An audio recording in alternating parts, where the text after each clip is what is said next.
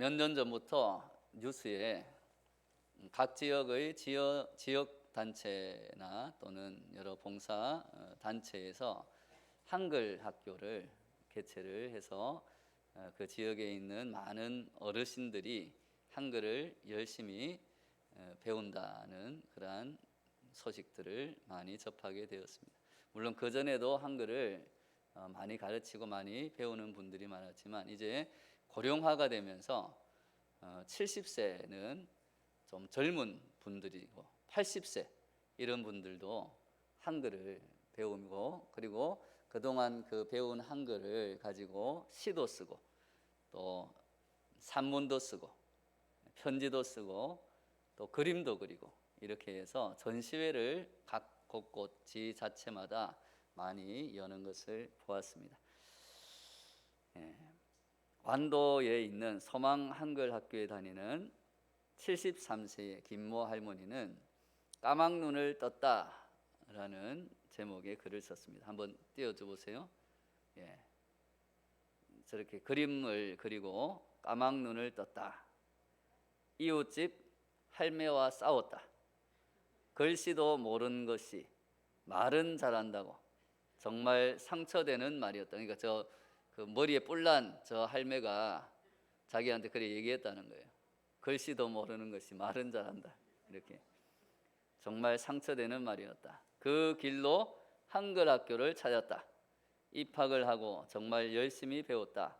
처음에는 할매가 얄미웠다. 이제는 정말 고마울 수가 없다. 까막눈을 뜨게 한 할매 정말 고맙다. 이렇게 그림까지 그려가지고 글을 적었습니다. 마귀 같은 할매가 자기의 까막눈을 뜨게 한 고마운 존재가 되었다라는 것을 글과 그림으로 잘 표현을 했습니다. 논산시에 또 노인 한글학교에 다니는 김순열 어르신은 이런 글을 썼습니다. 저기 밑에 있는 그림이 뭐처럼 보입니까? 농협통장. 옆에 저게 뭐처럼 보입니까? 어제 우리 반찬 봉사하면서 한 건데 깻잎이에요, 깻잎. 그래서 제목은 즐거운 세상. 하루 종일 깻잎을 땄더니 통장에 돈이 들어왔네. 1시간씩 글씨 쓰고 읽었더니 내가 똑똑해졌네. 잘 쓰시죠? 이분도 아마 70세 이상 되시는 분이. 그리고 여수시청에서 문해교육 프로그램을 이용한 80세 되는 정복래 할머니라는 분은 어머니에게 아주 절절한 마음을 표현하는 글을 썼습니다. 제목은 어머니, 내 어머니라는 제목이고요. 기뻐하세요. 저도 한글을 배워 받아쓰기 100점을 받았습니다.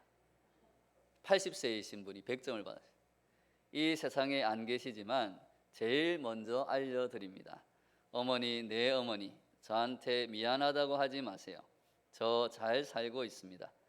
어머니께 자랑하고 싶어서 칭찬받고 싶어서 이렇게 편지 씁니다. 어머니, 그리운 내 어머니, 어머니가 좋아하는 초롱꽃이 피었습니다. 보고 싶어요. 사랑합니다. 어머니가 아마 본인한테 보통 평소에 미안하다, 딸아 미안하다 이런 얘기를 많이 하셨나 봐요. 그러니까 미안해하지 마세요. 이렇게 100점을 받은 것을 아주 먼저 자랑하고 싶어서 편지를 쓰신 분입니다. 이렇게 만학의 기쁨을 진솔하게 담아내는 이러한 어르신들의 글은 그 어떤 유명한 시나 산문보다 우리에게 더 큰 감동을 주는 것 같습니다.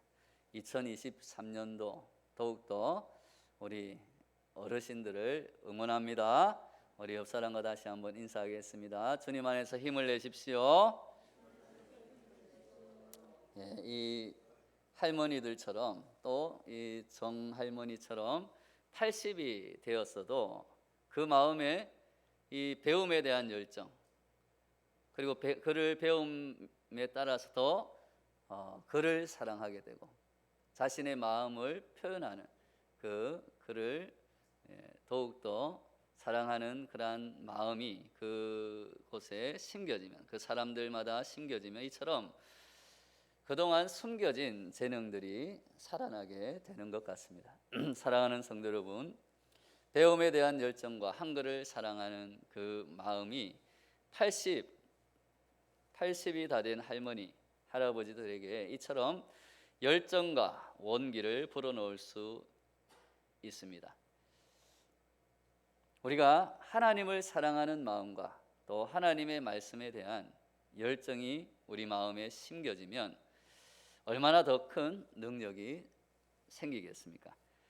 하나님은 하나님을 사랑하는 자, 그 말씀을 정말 마음에 새기고 그 말씀을 사랑하고 말씀대로 행하려는 자들에게 숨겨진 재능을 드러나게 하시고 또한 큰 열정을 주시고 그 말씀을 행할 수 있는 하나님의 능력을 우리에게 부어 주실 줄로 믿습니다. 하나님을 사랑하는 자에게 하나님은 또한 지혜를 주십니다. 그래서 우리에게 사라졌던 사랑과 열정을 회복시켜 주실 줄로 믿습니다. 2023년 이 할머니들처럼 또 할아버지들처럼 우리가 더욱 하나님을 사랑하는 마음, 그리고 하나님의 말씀을 더욱 지켜 행하려는 열정이 우리 마음속에서 솟아나와서 하나님이 주시는 능력으로 2023년도 더욱 열심히 하나님이 맡겨주신 사명을 감당하는 저와 여러분 되시기를 바랍니다. 주변 사람들이나 자신도 이제는 모든 것이 연약해졌다, 이제 네 인생 끝났다 생각하는 80세, 그저 조용히 죽음만 평안하게 죽음만 기다려라 라고 생각하는 80세, 잊혀졌던 열정과 사랑이 찾아오고 사명이 살아난 또 한 명의 청년 노인이 있습니다. 바로 오늘 우리가 읽은 출애굽기에 나오는 모세입니다. 이집트 공주의 왕자로서 당당히 살았던 40년을 뒤로하고 미디안 광야로 도망쳐서 40년 동안 별 볼 일 없이 그저 처가살이를 하고 장인의 복동이 되어서 양을 치는 그러한 처량한 신세, 어떻게 보면 그 40년은 참으로 한심하기 짝이 없는 인생이다라고 생각될 수도 있습니다. 80이 다 되도록 그렇게 처가살이를 한 그 자신도 아마 자기 자신의 인생을 보면서 너무나 안타깝고 또 한스럽게 생각이 되었을지도 모릅니다. 이러한 모세의 인생은 분명 자신이 생각할 때도 또 남이 볼 때도 실패와 같은 인생이었을지도 모릅니다. 모세에게 남은 것은 그저 오직 죽을 날만 기다리는 것입니다. 그런 모세에게 새로운 열정과 능력을 주시고자 사랑의 근원이신 하나님께서 찾아오신 것입니다.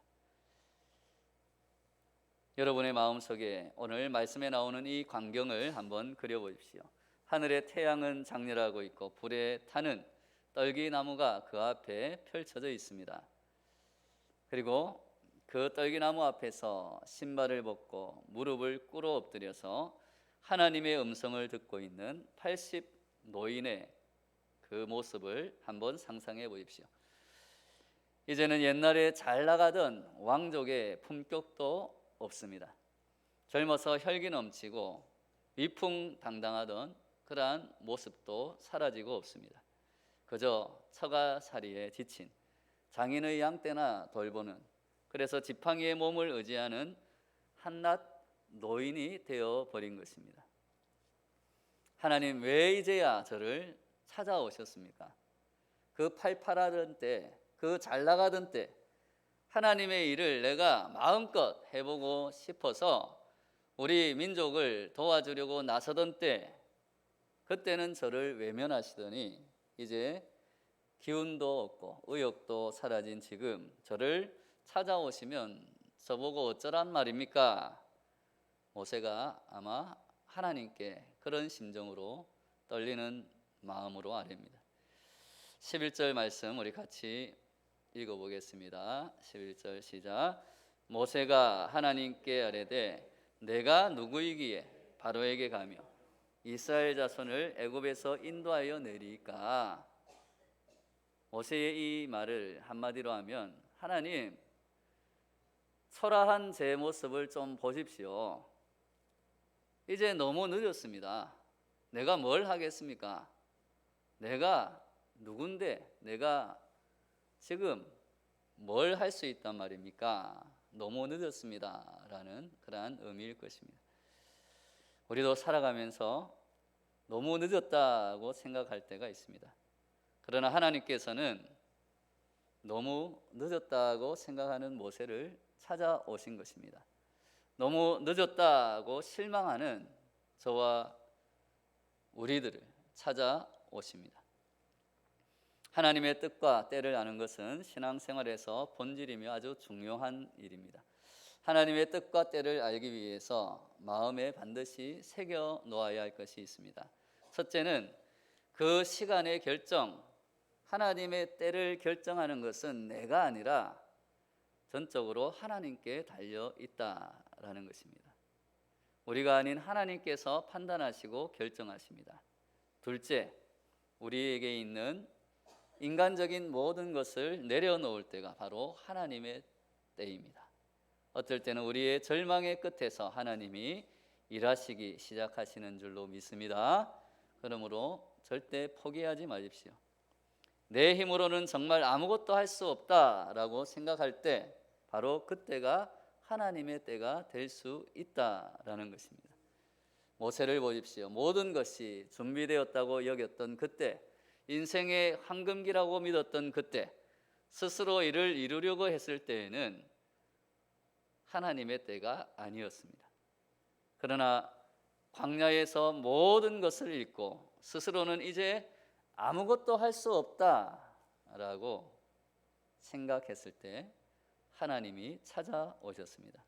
내가 누구이기에 바로에게 가며 이스라엘 자손을 애굽에서 인도하여 내리까. 자신의 무능함을 온몸으로 느낄 그때 하나님이 말씀하십니다. 이에 대한 하나님의 대답을 귀 기울이시기 바랍니다. 12절 같이 읽겠습니다. 시작. 하나님이 이르시되 내가 반드시 너와 함께 있으리라.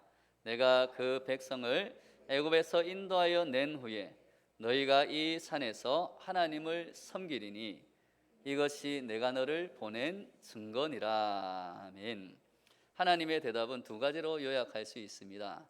첫째는 내가 너와 함께하리라. 할렐루야. 바로 임마누엘, 우리와 함께 하시는 하나님, 내가 너와 함께하리라는 약속입니다. 두 번째는 예배라는 것을 주셨습니다. 모세에게 젊음을 주신 것이 아닙니다. 마치 슈퍼맨과 같은 초능력을 주신 것도 아닙니다. 또는 돈과 군대, 그러한 것을 주신 것도 아닙니다. 단지 하나님이 함께 하시겠다. 그리고 예배를 주셨습니다. 이 두 가지가 인간의 모든 문제와 무기력과 무능에 대한 하나님의 해결책이 될 수 있다라는 것입니다. 모든 능력의 원천은 하나님이신 줄로 믿습니다. 그러므로 우리 인간의 능력과 힘만으로는 부족합니다. 오히려 힘있고 능력 있고 지혜 있는 사람들이 그 마음을 잘못 먹으면 오히려 더 우리 세상이 혼란스러워지는 것을 우리는 종종 목격할 수가 있습니다. 우리 인간들은 다 죄와 죽음의 한계가 있기 때문입니다. 우리 속에 욕심이 있기 때문에 그러한 아무리 좋은 능력이 있어도 이 세상을 더 행복한 세상으로 만들기가 너무나 어렵다라는 것을 우리는 알고 있습니다. 그러므로 하나님이 함께 하셔야 그 죄와 죽음으로 가득한 우리들의 마음과 이 세상에서 세상이 줄 수 없는 참된 능력과 지혜, 사랑으로 이 세상을 살리는 능력이 우리에게 나타날 줄로 믿습니다. 그러므로 하나님의 능력이 온전히 발휘되기 위해서 반드시 요구되는 것은 나의 능력을 물리치는 것입니다. 즉 나에게 있는 죄와 사망의 그러한 것들을 내려놓고 나의 한계를 인정하고 나의 죄됨을 하나님 앞에서 내려놓고 하나님께 나아가는 것입니다.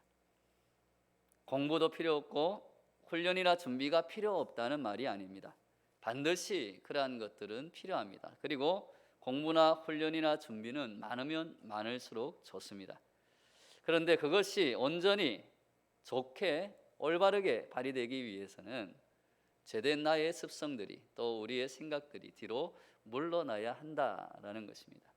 내가 물러나지 않으므로 하나님께서 나와 함께 하실 수 없고, 그래서 나를 온전히 하나님의 그 선한 방법으로 사용하실 수가 없게 될 때가 많다는 것입니다. 그러므로 우리는 하나님이 나와 함께 하신다, 이 말은 하나님의 말씀대로 내가 살아갈 때 진정한 능력이 나타난다, 사람들을 살리는 구원의 능력이 우리 가운데 나타나게 될 줄로 믿습니다.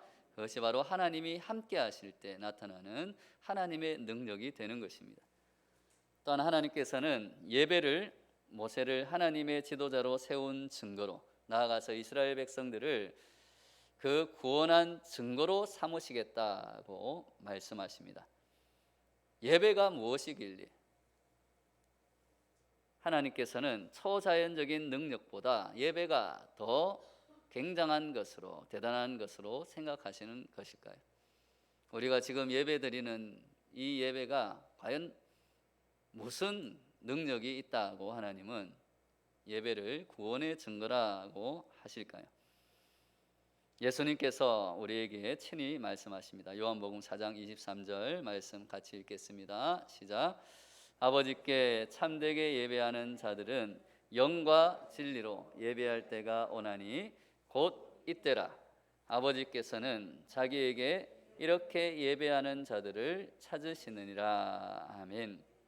예배는 바로 영이신 하나님, 눈에 보이지 않는 하나님을 만나는 시간입니다. 이 예배에 하나님께서 임재하십니다. 성도들은 예배를 통하여서 하나님의 임재를 온몸으로 체험해야 합니다. 한편으로 그 하나님께 모든 영광과 찬양과 헌신과 함께 내 자신을 내어드리고 하나님이 내 안에, 내가 하나님 안에 거하는 것이 우리가 드리는 예배가 되는 줄로 믿습니다. 그때에 우리 마음속에 땅에서 구할 수 없는 하나님이 주시는 사랑과 은혜가 임하는 것입니다. 그리고 우리에게 있던 여러 가지 악한 생각들, 제약된 것들, 또한 잘못된 것들, 상처와 우리 속에 있는 여러 가지 그러한 실수와 또한 좌절들, 이런 것들이 예수 그리스도의 십자가의 그 능력으로 치유되고 회복되는 역사가 나타나는 줄로 믿습니다. 그럴 때 하나님의 지혜와 능력이 우리를 변화시키고 새롭게 해 주신다는 것입니다. 바로 예수님의 생명의 빛이 우리가 드리는 이 예배 가운데 내 안에 비춰질 때 평강과 생명이 내 안에서 일어나게 된다라는 것입니다. 또한 성령이 우리에게 충만하게 임함으로 우리가 감동과 치유의 역사가 나타납니다. 예배를 통해서 또한 진리의 말씀대로 살고자 결단하며 나아갈 때 우리가 예수님처럼 겸손하게 사랑으로 섬기며 이 세상을 살리는 생명의 지도자들이 되는 줄로 믿습니다. 그러므로 예배가 모든 것을 살리는 시작이 된다라는 것입니다. 예배를 통해 하나님을 사랑하고 또 이웃을 사랑하는 결단으로 나아가게 된다라는 것입니다. 그래서 80세의 차가살이 목동 모세에게 하나님께서는 내가 너와 함께 하겠다라는 약속과 예배, 이 두 가지를 말씀하신 것입니다. 사랑하는 여러분, 누가 가장 강한 사람이겠습니까? 이 세상을 지으시고 모든 것을 주관하시는 하나님이 함께 하시는 사람이 가장 강한 사람이 되는 줄로 믿습니다. 누가 쓰임 받는 사람입니까? 바로 예수님처럼 자신을 낮추고 겸손하게 오직 하나님께 쓰임 받는 사람이 바로 가장 크게 쓰임 받는 사람이 되는 줄로 믿습니다. 자신을 내세우는 만큼 하나님의 힘은 사라져 버립니다. 하나님께만 영광을 돌리는 사람만이 하나님의 권능을 힘입을 수 있습니다. 예수님의 이름을 높이는 사람과 교회만이 예수님의 능력을 나타내게 되는 줄로 믿습니다. 하나님께서 모세에게 말씀하십니다. 이곳은 거룩한 곳이니. 사랑하는 여러분, 거룩한 것이 따로 있는 것이 아닙니다. 하나님께서 살아계심을 믿고 그분께 절대 복종하며 말씀대로 살아갈 때, 그래서 하나님의 통치를 인정하고 하나님이 우리를 다스리며 하나님의 능력을 나타내실 때 그것은 어느 곳이든지 바로 거룩한 곳이 되는 줄로 믿습니다. 즉 하나님과 언제나 함께하며 예배드리는 사람, 삶을 통해서 하나님의 영광을 드리는 그 삶의 예배를 드리는 사람은 그가 어디에 있든지 거룩한 곳을 만들 수 있는 것입니다. 그래서 하나님께서 명령하십니다. 내 발에서 신을 벗으라. 하나님은 늙고 지쳤으며 사명감이 사라졌던 모세에게 찾아오셔서 이제 내가 가진 인간적인 그 한계의 신을 벗어버리고 하나님만을 붙들라고 불러주십니다. 내가 가지고 있는 좌절감, 너에게 있는 실망, 내 속에 있던 허약함, 무기력, 너에게 있던 죄책감, 너를 둘러싼 모든 인간적인 한계를 다 벗어놓고 이제 내가 주는 새로움을 덧입으라고 명령하시는 줄로 믿습니다. 사랑하는 성도 여러분, 우리도 더러워진 신을 벗듯이 2023년도 우리의 모든 죄와 허물, 우리의 인간적인 연약함을 하나님 앞에 내려놓아야 합니다. 나를 내려놓고 거룩하신 하나님 앞에서 내가 드릴 수 있는 최고의 예배를 드리는 저와 여러분 되시기를 바랍니다. 오직 하나님만 높이고 하나님만 의지합시다. 80노인 모세에게 하나님의 능력이 나타나기 시작하고 이스라엘 민족을 구원하였듯이 우리들도 하나님과 함께함으로 또 하나님의 말씀을 더욱 사랑함으로 하나님께 영과 진리로 예배를 드림으로 하나님으로부터 오는 새로운 능력을 받아 나와 가정과 교회와 나라를 살리는 예배자, 중보 기도자, 생명의 일꾼이 되시기를 예수님의 이름으로 축원합니다. 다 같이 오늘 말씀을 붙들고 기도할 때에 하나님, 오늘 모세에게 함께 하시겠다 약속하시고 예배를 통해 구원의 징표를 삼으시겠다 말씀하신 것처럼 2023년 우리들에게도 아버지여 하나님이 함께 하심을 우리가 믿고 더욱 말씀을 사랑하여서 우리 속에 하나님이 주시는 뜨거운 열정과 그 사명을 감당할 힘과 능력을 다하여 주셔서 이 세상의 참된 예배자로 하나님을 높일 수 있는 또 사람들을 살릴 수 있는 생명의 지도자들이 되게 하여 주시옵소서. 우리 주여 한번 외치고 기도하며 나아가겠습니다. 주여